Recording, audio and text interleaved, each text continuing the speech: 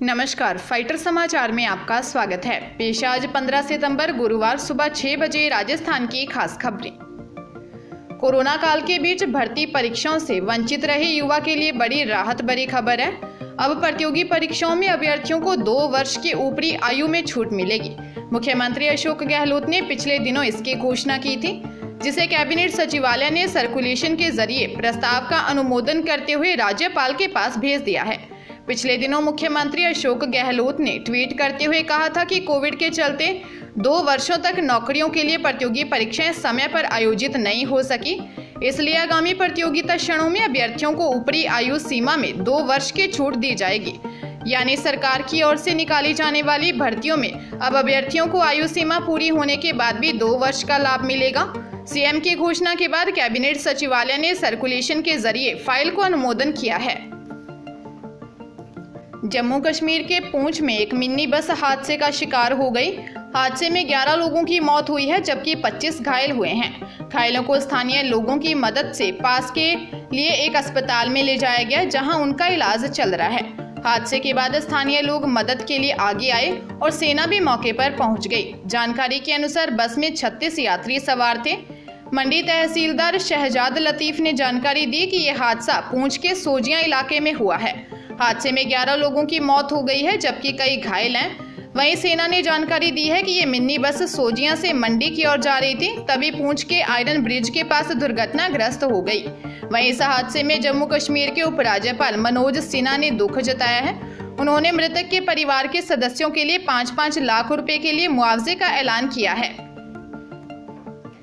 जोधपुर जिले में एसीबी की स्पेशल टीम ने बड़ी कार्रवाई को अंजाम दिया है। जानकारी के अनुसार एसीबी ने भोपालगढ़ थाने के एएसआई पुनमाराम को 10,000 की रिश्वत लेते रंगे हाथों दबोच लिया। एएसआई ने परिवादी को गिरफ्तार नहीं करने की एवज में घूस मांगी थी। एसीबी की एसपी दुर्ग सिंह राजपुरोहित के निर्देशन में टीम ने इस कार्रवाई को अंजाम दिया है। अहमदाबाद में एक इमारत की लिफ्ट गिरने से 7 लोगों की मौत हो गई है। हादसे में एक व्यक्ति गंभीर रूप से घायल हो गया है। हादसा बुधवार सुबह करीब 9:30 बजे हुआ। जानकारी के मुताबिक बिल्डिंग की 9वीं मंजिल पर काम चल रहा था और मजदूर लिफ्ट के जरिए सामान ऊपर ले जा रहे थे। इसी दौरान 7वीं मंजिल पर पहुंचते ही लिफ्ट टूट गई। लिफ्ट में कुल 8 मजदूर सवार थे। हादसे वाली इमारत गुजरात यूनिवर्सिटी के पास बन रही है। इसका नाम एस्पायर 2 है। यह जो लिफ्ट गिरी है उसे कंस्ट्रक्शन मटेरियल ले जाने के लिए लगाया गया था। लोहे के ढांचे पर लगाए जाने वाले इस तरह की लिफ्ट को एलिवेटर कहा जाता है।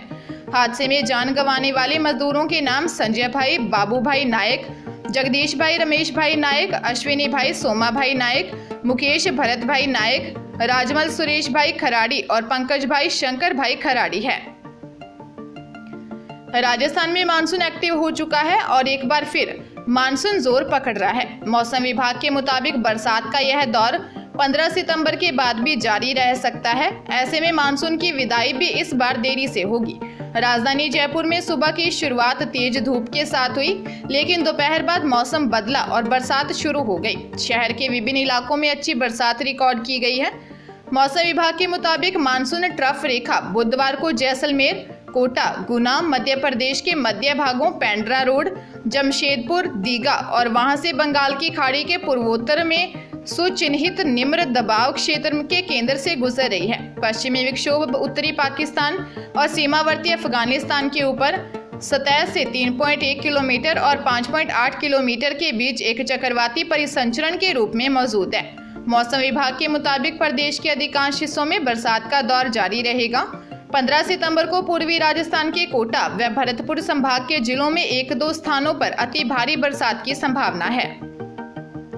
बीकानेर जिले के नोखा कस्बे के इस वक्त की बड़ी खबर सामने आ रही है, जहां सरकारी कुंड में पति पत्नी के शव मिले हैं। सूचना पर सीआई ईश्वर प्रसाद जांगिड़ मैं टीम के साथ मौके पर पहुंचे और शवों को कुंड से बाहर निकलवाकर बागड़ी अस्पताल की मोर्चरी में रखवाया। घटना नोखा कस्बे के टांट गांव की है, जहां टांट गांव निवासी मदन लाल व उसकी पत्नी राजदेवी के शव सरकारी कुंड में मिले हैं।